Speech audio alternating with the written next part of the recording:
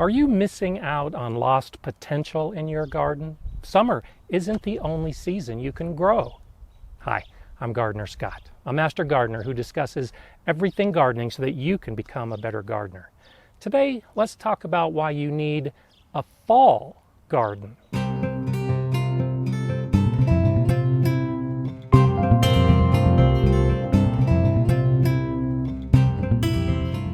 Today I'm going to focus on 7 reasons why a fall garden might be able to save you money and actually be easier than a traditional summer garden.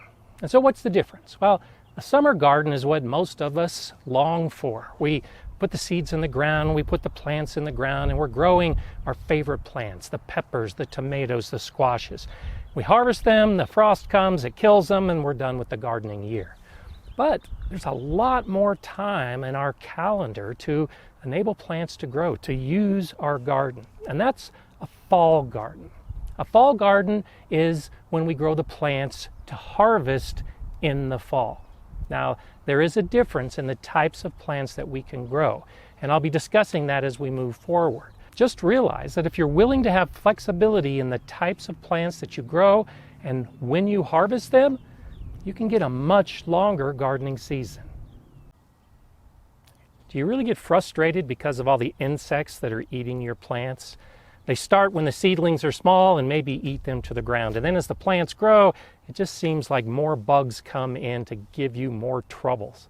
Well, with fall gardening, that problem is greatly lessened. There are fewer insect pests. In fact, in many cases, there are no bugs at all. I consider this a great advantage to having a fall garden. You have to think about the life cycle of many of these insects. They're emerging from the soil in the spring, looking for fresh, young green plants to eat while they're still in their larval stage. And then they turn into adults and maybe lay eggs in the soil. Well, the plants they're eating are the spring plants and summer plants. The fall plants that we're putting into our garden are being grown outside the life cycle of many of these pests. So as we're growing these fall crops, the bugs just aren't there. They're not going to be eating the seedlings and they're not going to be eating the adult plants because they're done for the year. They're starting to go into their next stage of life, which doesn't match up with fall planting. So if you don't like bugs, well then do a fall garden. Another reason to have a fall garden is just because you have the time.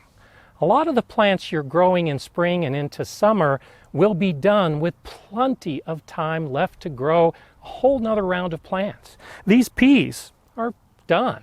I've already harvested them. I'm letting some go to seed, but they're ready to pull out of the ground. I still have a lot of time left before I get to my first frost date in the fall. The same with this garlic. It's going to be harvested this week. So this whole bed will be ready to go. I could just leave it because there's not enough time to grow tomatoes and peppers. But if I focus on different types of plants that can handle cooling conditions as we move into the fall, then I can get a whole nother harvest from an entire bed. What I'm looking for is 12 to 15 weeks before my first frost date. And I'm well within that range. And I'm guessing you're within that range too. So as your plants begin to reach their harvest point and as your beds get empty, we'll start thinking about putting in another crop because you've got time to grow. You don't need to just leave it sitting around. 12 to 15 weeks is the key to start planning your fall garden. And I'll have another video that will be discussing that part of the process. If you don't understand about your first frost date, well, I'll cover that in the next video as well. Because we're starting our fall garden in the summer, it's a great opportunity to not only grow more plants, but save money in the process. Most of the stores that we buy from want us to get our seeds and get our plants in the spring for a summer garden. And then once summer comes, they're ready to clear out that space to start selling winter products.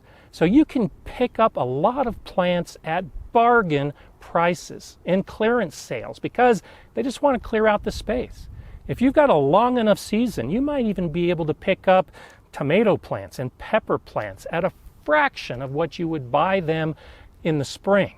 Then you put them in the summer and you can grow into the fall. If your season isn't quite that long where you can grow these warm season plants, well then pick up some seeds. The same thing. You'll find seeds on clearance during the summer because the stores just want to clear out the space, but you can still put them in the ground and grow those plants into the fall. We're talking about lettuces and carrots and radish and all those other cool season plants that don't mind when the temperature starts getting a little cool. And a lot of these plants actually grow better when you start them in the summer and grow into the fall. Think about plants like lettuce and spinach.